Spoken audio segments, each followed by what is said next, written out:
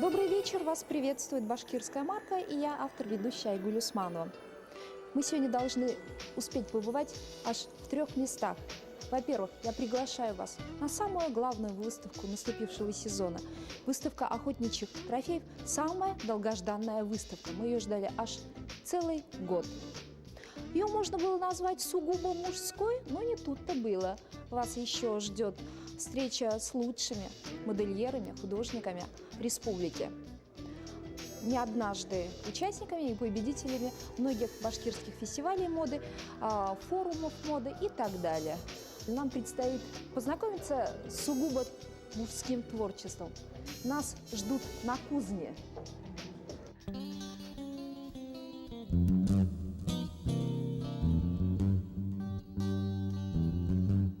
Вообще, нам надо было попасть на металлопроизводство для личных нужд. И когда мы пошли на это металлопроизводство, мы попали случайно в кузницу.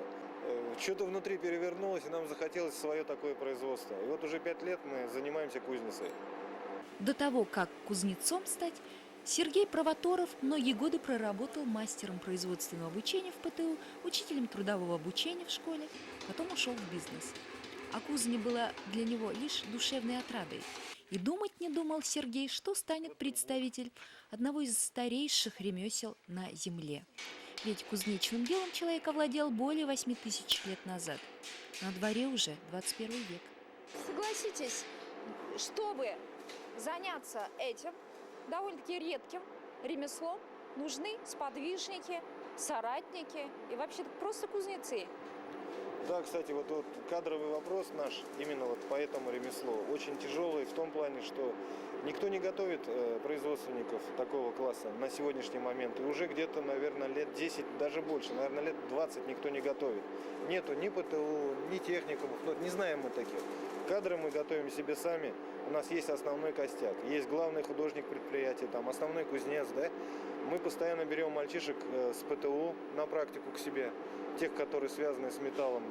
Это значит сварщики, те, кто по металлообработке учатся. Мы берем к себе на практику, отбираем, и у нас люди остаются и работают. Сейчас, вот на сегодняшний момент, значит, мы добились того, что мы создали все-таки в республике гильдию кузнецов. И сейчас общими усилиями будем как-то пробиваться и строить себе какие-то планы на будущее, чтобы хотя бы смену готовить. Во все времена кузнецы – это неутомимые труженики, имеющие дело с огнем и металлом, настоящие мужчины. Хороших кузнецов, мастеров-удальцов на Руси хватало всегда. Но если в сказках гоголевский Вакула, то в памяти народной живет все тот же лесковский левша. А все потому, что он не просто кузнец. Левша – инженер и большой художник. Это «Золотые руки». В ноябре мы подвели итоги конкурса «Мастер Золотые руки» как раз по ковке. Подводили итоги на выставке «Предприниматель-2004». Наш главный художник занял гран-при. Мне как-то вот приятно это говорить. Тем не менее, значит, участников было порядка 10 участников подали заявки. И вообще так оживленно это все прошло. Сейчас, значит, мы как бы готовимся в Петербург поехать пообщаться с их гильдией кузнецов. Опытом, немножко у них опыта подзанять. Может, свое что-то передать им. Мы можем вообще говорить о школе, кузнечной школе уфимской? Есть такое? Например, если есть какое-то каслинское литье, там, златоустовская школа. Есть вообще уфимская школа? Ну да, как бы трудно сказать, что ее не было. Все равно она была, да. Как бы кузнецы же они были, они все равно делали свое дело. Как сказать правильно? Вот, наверное, так, что в каждом городе у своих кузнецов все равно свои какие-то рисунки, Почерк. свой почерк, да, свой почерк, правильно, свой почерк, у каждого свой почерк. Есть она, Уфимская школа, более 20 предприятий на сегодняшний день в городе, кузнечных, более 20, ну, скажем, 22-23. На последний мой подсчет на октябрь месяц было 21, может, чуть добавилось, так? Есть эта школа. В настоящее время техника художественной ковки одна из самых сложных. И чтобы овладеть ею в совершенстве, требуется не только умение владеть всевозможными инструментами, но главное быть настоящим художником. Кузнице Провоторова повезло.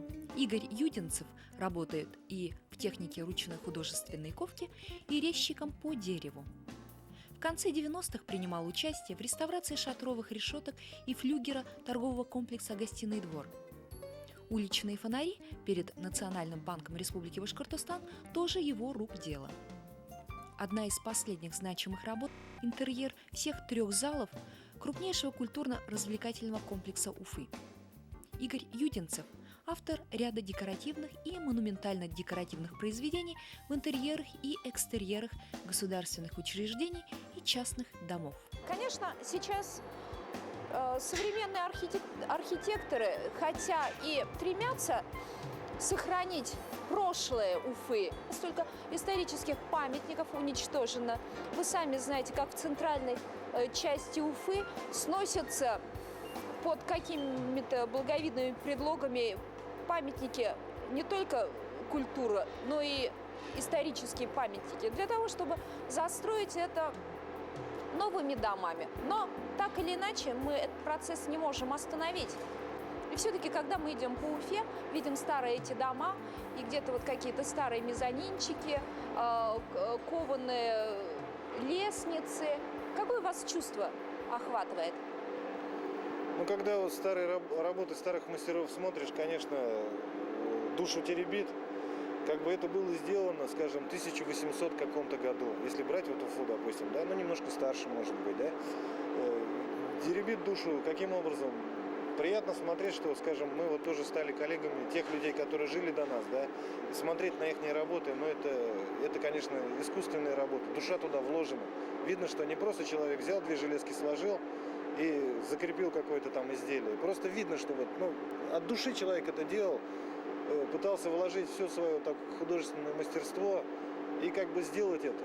Это раз, да. Второе, все вот наши работы кузнечные, они все из металла. Как бы они делаются на века. Те вещи, которые были сделаны в 1800 там, каком-то году, они до сих пор живые в Уфе.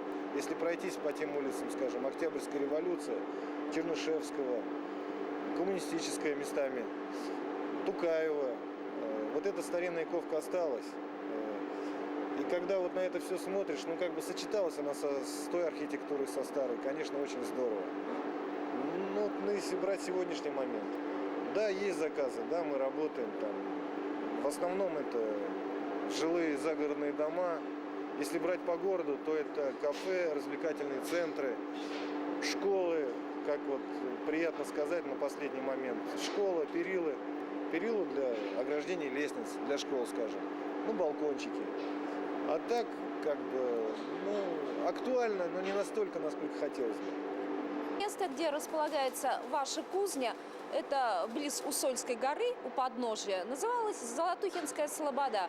Там истори жили ремесленники, кожевенники, скорняки и другой ремесленный люд, в том числе и кузнецы. Вам не кажется, что это немножко даже символично? Вот на эту тему, когда мы переехали сюда, это случилось в октябре месяце, когда заехали с ребятами, я говорю, ребята, вот в этот цех будем переезжать. Тут название даже интересное, Кузнецовский затон. Я говорю, ребята, это неспроста, что-то здесь было, и, скорее всего, кузнецы здесь жили. Я говорю, и дай бог, на этом месте нам все-таки повезет, и мы пойдем в гору. Ну, вроде как бы надежды сбываются, но и хочется, чтобы они сбылись, конечно. Первая кузница в Уфе появилась с основания самой Уфимской крепости. Для подковки лошадей, конечно же. В 15 веке их было уже несколько. Располагались они в основном в Большой Репной Слободе на берегу Сутолоки. И с давних времен в округе знавали легенду про святого кузнеца, подковавшего лошадь. 4 столетия минуло с той поры, нет уж и той слободы, забылась и уфимская легенда про святого кузнеца. Разве что подкова на счастье кузнецу найдется.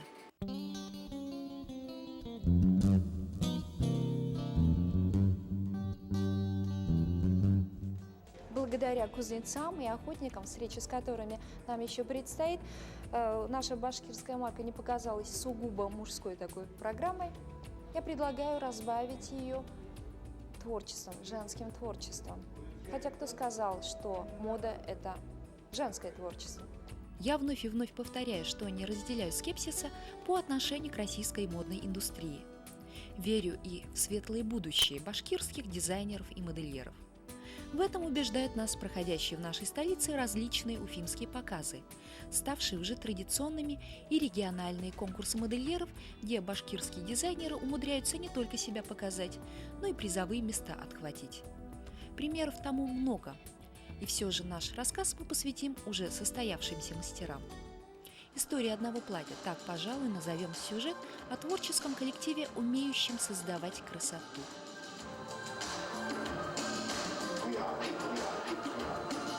Эскиз сделала Надя этой модели. У нас, конечно, подходит к работе творческого, коллектив творчески работает и помогает, но основная работа была по эскизам сделана Надей, как художником-модельером, а мы уже, опираясь на эти эскизы, создавали модели с мастерами. Вот. На модель ушло около 18 метров. Креп-жаржета французского. Модель очень красивая. Я уже упоминала это в своем интервью. Чем мотивировано было создание этого платья? Потому что платье действительно шикарное. Вдохновением, любовью к женщине, во-первых. Да, но больше всего нас вдохновил, наверное, Да, Версаче. Версаче. Да. Да. Но мы смотрели последние коллекции, наверное, модельер. И нам захотелось сделать что-то такое легкое, необыкновенное. Все, что могли, все вложили в одну модель, также в другую, то есть все было по отдельности сделано. Поэтому получилась такая легкая, очень красивая модель. И даже манекенщица, которая демонстрировала эту модель, она была просто влюблена. Она вот одевала ее и летала в этой модели, можно сказать. Глинтвейн в долине ледников. Будущее в прошлом, с любимыми не расставайтесь, утомленное солнцем. Это не просто звучные названия коллекции, представленные в разные годы дизайнерами уфимского ателье «Восход». Это название коллекций победителей башкирских фестивалей моды и форумов моды Евро-Уфа-Азия. Участие в форумах – это очень большое вообще, даже не дело, а это очень большое открытие для нас самих, потому что общение с другими дизайнерами, художниками – это очень обогащает натуру. Движение вперед, оно уже только в общении. В конкурсах мы видим все новое, которое внедряют другие модельеры, все новое, что пошивается в других ателье, в каких-то новых предприятиях. Ведь после экономической реформы образовалось очень много новых предприятий. Вот как наше ателье, это старые предприятия. А сколько новых предприятий других? Но они с нами идут на одной ступени. Поэтому, чтобы не отстать от всего нового, молодежного, скажем так, современного, обязательно надо с ними общаться. А как же мы будем о них знать, если мы не будем общаться?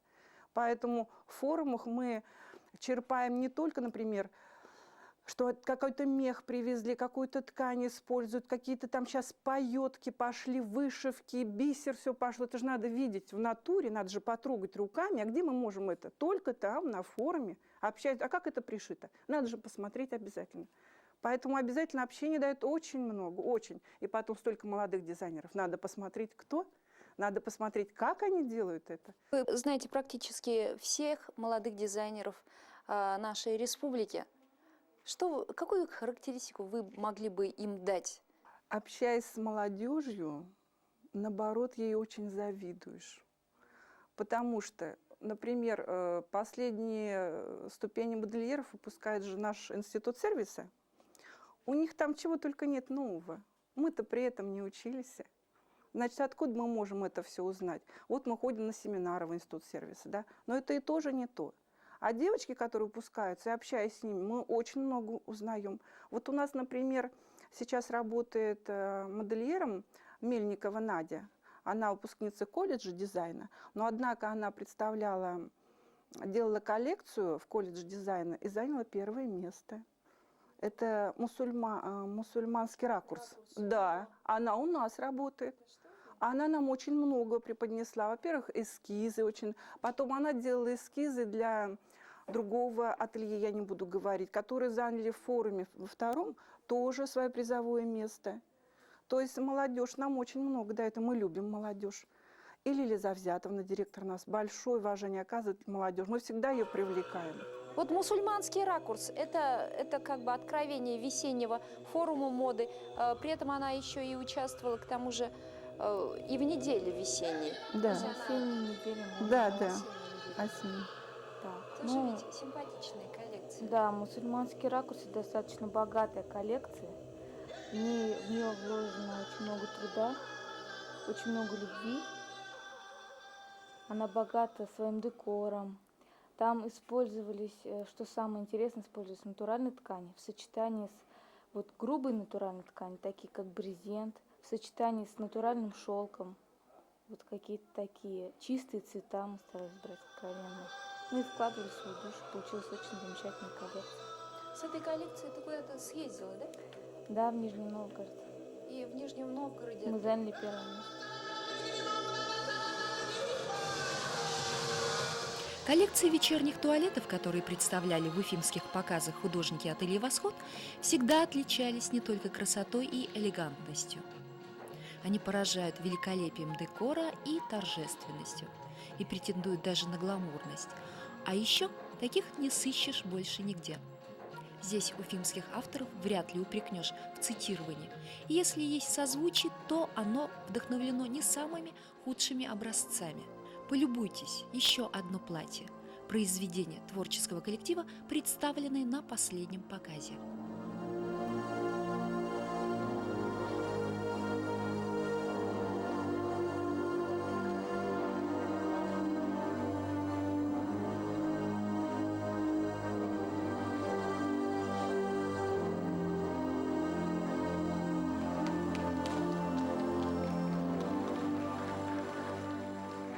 В этой модели использована там и сетка, и стречевый трикотаж, и органза.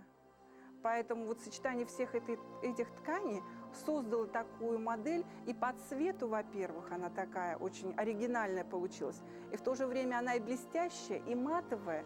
То есть мы в этом году старались подчеркнуть женственность во всех моделях, показать женщину.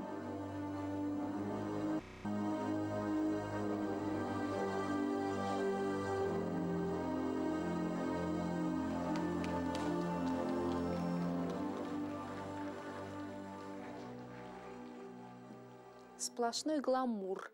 А теперь скажем о коллективе. Роль коллектива в создании одежды. Кто такой Слава Зайцев, если не будет достойного его, мэтра коллектива? У нас коллектив сам по себе, он вот немногочисленный, но очень творческий. Вот когда наши работники, они видят они, во-первых, зарисовки сразу смотрят, и причем очень внимательно к этому относятся. Им что-то нравится, что-то не нравится. Они тут же вносят свои поправки, да, потому что они это делают с любовью. Им вообще очень интересно, как это получится, как это будет. И вот, например, в том году, вышивка у нас была в моделях, они сами предлагали, а давайте вот так, Лилия Митхатовна, а вот так лучше, а может быть вот это внесем. Мы же главные уборы все придумывали. Это, конечно, девочки, они очень стараются. Они стараются, чтобы модель была видной. Это во-первых. А чтобы это сделать, конечно, все это строчечки, внутренние шовчики, все должно быть чистенько. То есть модель должна быть аккуратненькой. И мастера очень большой вклад в это вкладывают, очень большой труд. Вот в этом году вообще модели были трудоемкие. Очень много было вложено в эти модели. И мастера действительно старались. Они любят делать это. Это же, понимаете, это новое. А человек творческий новый, как к этому подходит? Конечно, с интересом. Коллектив нас никогда не подводит. Лилия Митхатовна, так случилось, что в конце 70-х годов, когда вы еще учились в учебно-производственном комбинате, вас свела судьба с вашей будущей коллегой. Получилось это как? Вы оказались компаньонами с Лилией Завзатовной. Эта встреча была судьбоносной, потому что вы вновь вернулись в это ателье. Это вот работа в ателье, это творческая работа. И наш коллектив, он творческий. И именно судьба свела меня с Лилией Завзатовной, с натурой очень большой, богатой. С ней очень интересно работать. Она постоянно движется вперед. В ее характере есть движение вперед. Это, наверное, бывает дано судьбой, что ли. Это моя жизнь. Листая страницы глянцевых журналов, наталкиваясь на страницы о западных домах моды, существующих уже десятки лет, невольно задаешься вопросом, а есть ли они у нас? Конечно же, есть. Громкие названия модных лабораторий Зайцева, Юдашкина, еще десятки громких российских имен можно назвать. Что сказать об Уфе? Мы тоже живем верой. А пока у нас есть творческие коллективы, существующие по многу десятков лет, и которым удается многое, не только выживать в различные экономические периоды и худо-бедно одевать народ. Нет, худо-бедно не о них. Главное их назначение, как ни банально, творить красоту. А еще обучать нас восприятию этой красоты.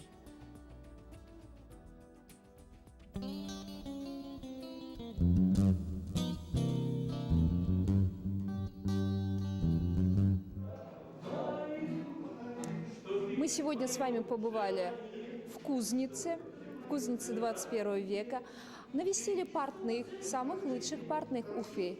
А теперь черед охотников. Добро пожаловать на вторую республиканскую выставку «Охота и природа Башкортостана». Мы ее действительно ждали очень давно. Вторая республиканская выставка охотничьих трофеев обещает стать одним из ярких событий наступившего года. Для такого смелого утверждения есть все основания. Ведь собрать в единую экспозицию трофеи различного происхождения и животного, и растительного, а также экспонаты из частных коллекций, среди которых немало живописных полотен и просто настоящих произведений искусства на охотничью тематику, задача не из легких. Но благодаря упорству и творческому энтузиазму организаторов, это спортивный клуб охотников «Рада» и Башкирская охотничья газета, выставка получилась действительно увлекательной. Прошлая выставка, она была очень удачной. Правда, оргкомитет, то есть вы отметили, что чего-то не хватает. Естественно, вы все это восполнили. И с какими итогами мы пришли ко второй выставке? Ну, даже такие итоги, что у нас сегодня гости с Украины приехали, с Узбекистана приехали. Это уже о чем-то говорит. Эта выставка наша разлетится по всем СНГ. А вообще, конечно, в этом году впервые участвуют и лицеи, колледжи, институты, академии, военные, охотники. Значит, выставили свое краснокамские общества, Благовещенское общество, Старлибашевское общество. То есть мы сегодня видим очень много нового. В выставке приняли участие люди разных профессий и увлечений. Охотничьи трофеи, коллекции насекомых, живопись, графика и прикладное искусство, фотографии. Это прежде всего отношение человека к окружающему живой природе. Нас очень удивило, Коль, то, что оно большое, это ладно, но оно самое красивое, самое неиспоганенное еще. И вот там нет никаких пока что предприятий. И если с Божьей помощью удастся организовать и организованный туризм, и рыбалку только организованную, и маршруты, чтобы только официальные были. Там великолепный маршрут на горных велосипедах. Я лично объездил вокруг озера, это каких-то 40 километров, но таких красот вот... Как раз Виктор Иванович Суздальцев, главнейший охотник, художник именно. Вы участники уже второй в республиканской выставке «Охота и природа Башкортостана». Как вы думаете, сознание у народа-то изменилось? Нет еще, нет. Но мы надеемся. Да. Вторая республиканская выставка «Охота и природа Башкортостана» еще раз продемонстрировала, насколько богат наш край. Медведи, лоси, кабаны, косули, волки, рыси, глухари и тетерева. Все это с неповторимым разнообразием лесов и рек, степей и гор делает природу Башкортостана поистине уникальной. Уже вторая республиканская выставка «Охота и природа Башкортостана», на которой главным, наверное, экспонатом является шалаш. Шалаш как бы традиционное укрытие для охотника. И прежде всего это как бы даже не укрытие, а как средство маскировки на охоте. Ну а в настоящее время этот шалаш, он как бы олицетворяет встречу охотника с природой.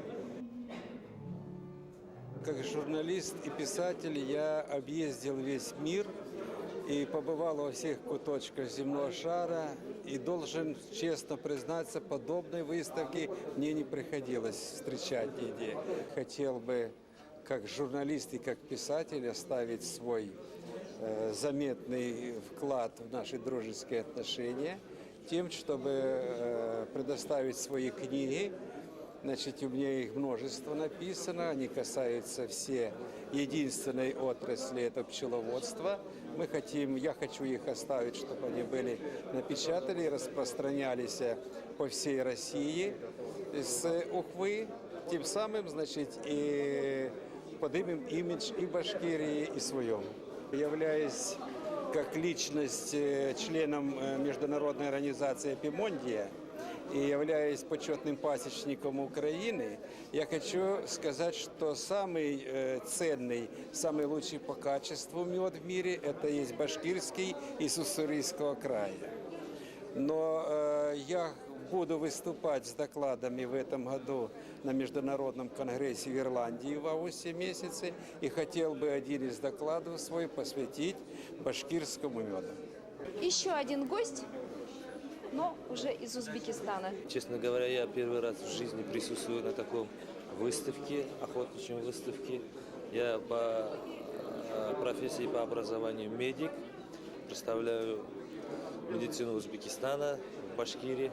Я первый раз посещаю такую выставку. Я, честно говоря, удивлен, потому что я никогда такой выставки не видел. Мы Башкирию знаем от знаменитого башкирского меда.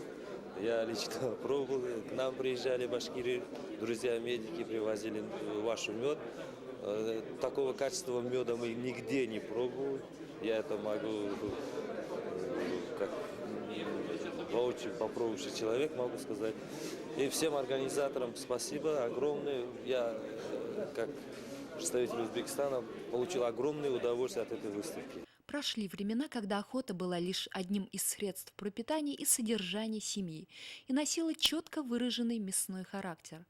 В слово «охота» мы вкладываем несколько значений. Они отражают не только традиционно понимаемые действия человека с ружьем, но и фотоохоту, охоту за грибами, рыбалку. Конечно, не все охотники являются ими в классическом понимании. И все же в понимании женском охотник – это прежде всего мужчина. То есть настоящий мужчина. Я уверена, что вам понравилась не только выставка охотничьих трофеев, охота и природа Башкортостана, но также и наши портные, и творчество уфимских кузнецов. На этом все. До свидания. И помните, самые лучшие творческие проекты сезона в самой патриотической программе «Башкирская марка».